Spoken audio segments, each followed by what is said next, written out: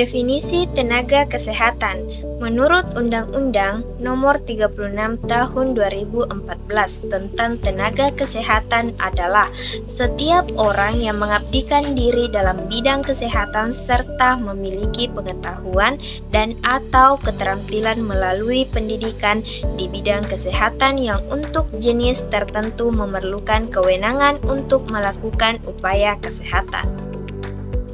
Tujuan tenaga kesehatan yang pertama, memenuhi kebutuhan masyarakat akan tenaga kesehatan.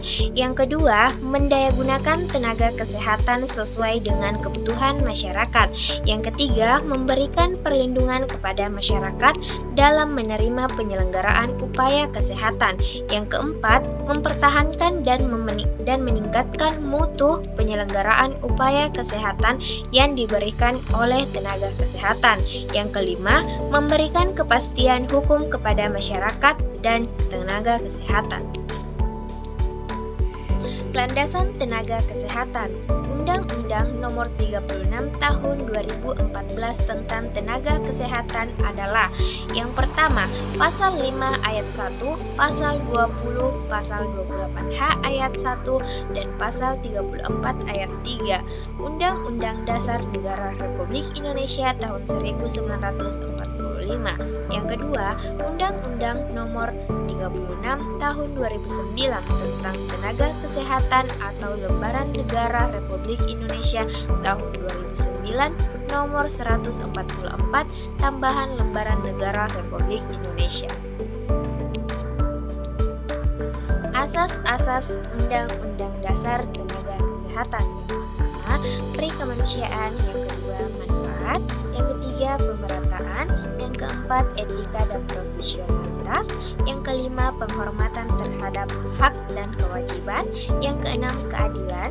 Yang ketujuh, pengabdian. Yang kedelapan, norma agama. Dan kesembilan, perlindungan. Penyelenggaraan tenaga kesehatan.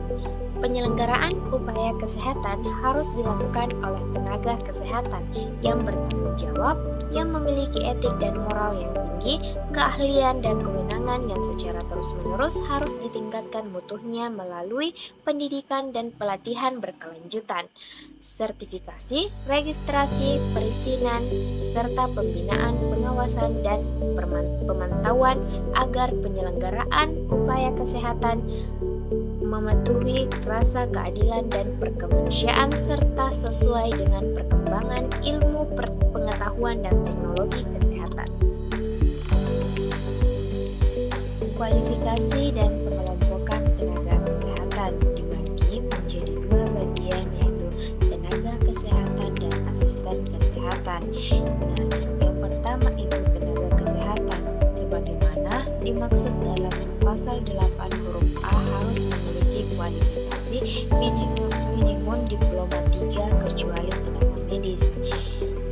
Yang kedua, ketentuan lebih lanjut mengenai kualifikasi minimum tenaga kesehatan sebagaimana dimaksud pada ayat 1 diatur dengan peraturan menteri.